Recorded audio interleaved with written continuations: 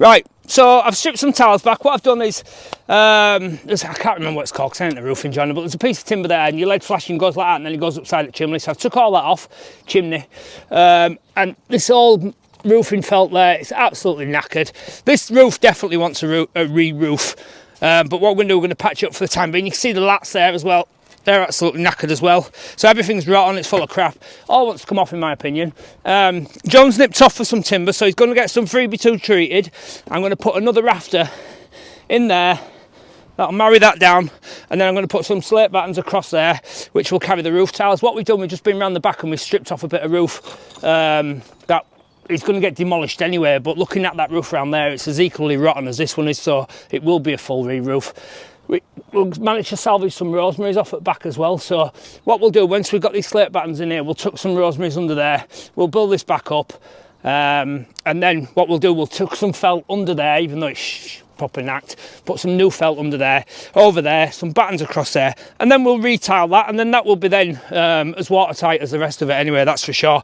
But what we've had to do is strip back tiles enough so that we can get another, you can just see that one there, David. Just see that slate batten there, yeah, and so we can get another slate batten across there, and likewise across there, just so that we can marry this in. And like I said before, that valley's worked out quite good. I actually thought when I first looked at it, the valley was running into the side of the chimney, but it's not, it's going down, so that'll be an easy repair as well. See there, what's that? A bit of lead? No, it's a bit of slate. It has been bodged up originally, so we'll clear all that crap off and we'll make good, and that'll be it. And then what we'll do then, we're going to go back to Leeds to that other job, and we're going to drop the chimney inside there, and I'm going to show you how to drop the inside of the chimney there. The guys who were doing the loft conversion, they've dropped it to ceiling level in the bedroom, which is sort of like part of their scope of their work, and we'll drop the rest. But I'll show you the pros and cons of dropping the full chimney or leaving the chimney up on the roof and just dropping the internal bit. In my opinion, it's best to drop the lot if you're going to drop it. Costs less money in the long run. Right, so we need to put another rafter in there. What's going to happen is I'm going to cut an angle on it. It'll drop down there and it'll butt into that one there. Can you see that rafter just there, David? Where it's cut the top there, look there. Yeah, that's the one, so we'll get to go into there. Obviously we need to find that angle there so that we can follow that one through. Let's stick the bevel on there like that. Move that crap out of the way. There's a lot of crap on this roof. That's already obviously I've pre-done that, so that's my angle. Going to drop that down to John now, tighten that up, drop it down to John. John's going to cut the angle on some, we've gone for 3x2 green treated, although this roof is definitely getting repaired. Right, John, see if you can catch this. Yeah, right. When you used to play for Yorkshire cricket, you were great at catching, weren't you, John? Don't. Right, obviously the angle is important there. So he's going to cut the angle on that, then I'm going to give him a length, and then he's going to cut another bottom angle for me as well for this bottom piece, and hopefully we can get this to sit in nicely, and it'll follow through the same height as that. And then what we're going to have to do then is get some of these back, just so that we can carry on through. What we'll do is probably multi-tool them halfway, so that we can put our new slate lat on there and then strike it through. Let's have a look at this then. What I'll do when I've got all them through then, we've got some rosemaries that we've rescued from out back. I'm going to work out, make sure that it's right and sit on there, then we'll get some mortar, fire that on there, stick the rosemaries on there, and then we'll felt over the top of it and then we'll tile it. Right, so we've put that rafter in there, so that marries through nicely like that. What we've done, we've cut them battens back just beyond the nail, so they're actually still sat on that rafter there, and then we can extend our battens, and we've took the obviously nails out. So what we're doing now is get this roofing membrane, going to tuck it up under that crap bit of piece there. I mean, it's literally a bit of a make-do in it job, because it definitely wants re-roofing. Have a look at this here, look. See all that's rotten there, look, damp and rotten. So we'll just try to keep the rain out basically until the major work start on this house. But if you're going to do it on your own, what you want to do then is maybe take off that row as well and get this membrane right up there, 100-150 mil up, same over there as well, and then that would be a good as a permanent fix. So David's going to put camera in like something out there, but we're going to chuck that under there, so any water comes down we'll hit ours and then roll off. Right, so there's your gable end chimney out. So that's the gable end one.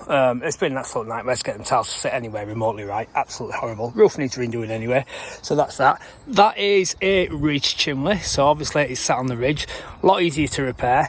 Or then you have got another one where it'll be just which one we're going to go back to now and drop out the inside. And it's actually sat on the rafters there and it comes out through the rafters there. Again, easy to repair. I guess the hardest one probably maybe that one, second by that one, and then third by the one we're going to go back to now. So that's it. That's how it's as watertight as it's going to be until it gets re-roofed anyway. Right, so on this particular one where I'm going to show you inside's coming down, we've obviously took out above there on that other job. Now this part has that will come out as well, so that would be loft height there. This guy there, if David just nips in that room there, he's already took that down. Not 100% sure why, but he has because he wants water.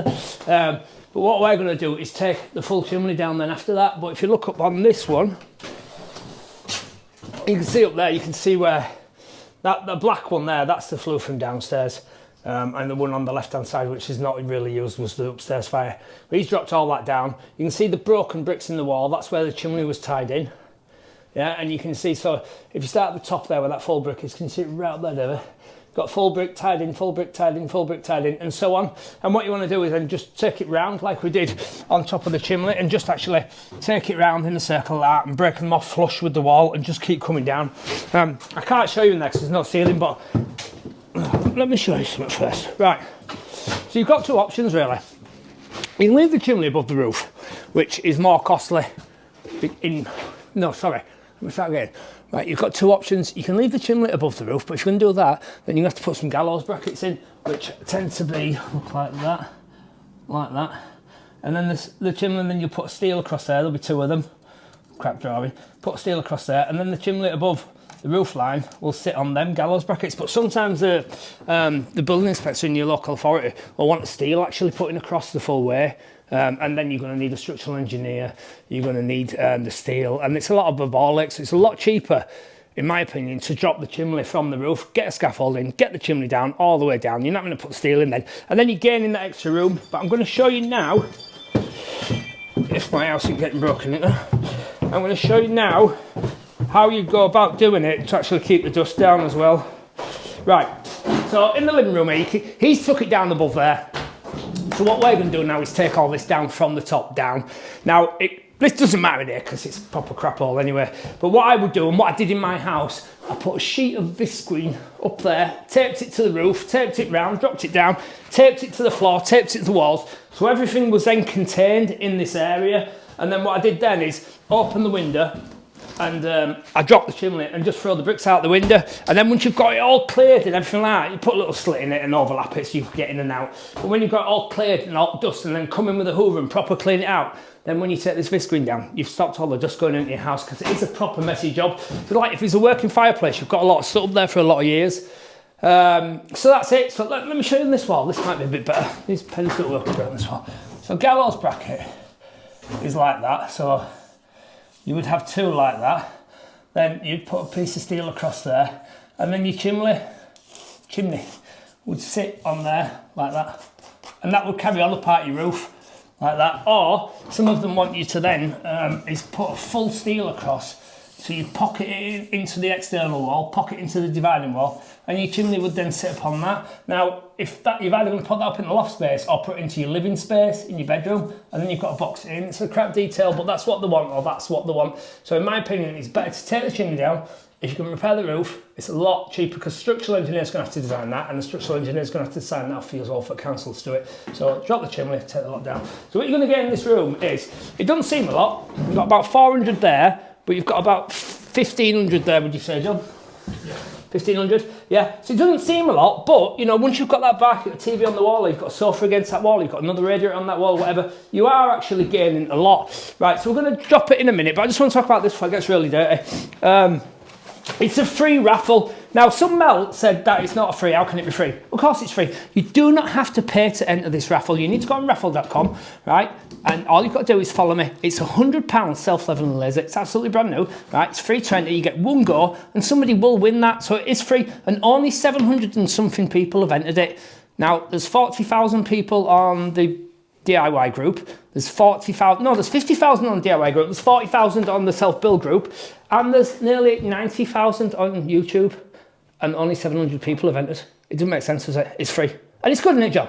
It's free if you don't got to pay for it. No, you don't have to pay for it. It's free. F-R-E-E, like you do not have to pay for it. So I don't know what that bloke was on about. It's absolutely free. Right, so we're going to drop this now. I'm going to start at the top. We'll get a few courses round and then you'll be able to have a look and see what's going on.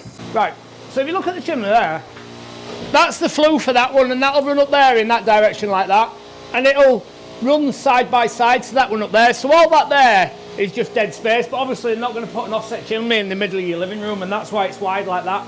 The one upstairs will be narrower, because when it meets that fireplace up there, then the two will run like that, but they will run independently, but they will run like that. Right, so what I did forget to tell you was, and all, when you take these out, often, I mean, this is the way it should be, because obviously you can't run timber straight through your chimney because it would set on fire, obviously. So you can see that big timber there, yeah, bigger section timber than that one there, and what it'll be, there'll be two trimmers running across there. Can you see them both there, look, David, two there?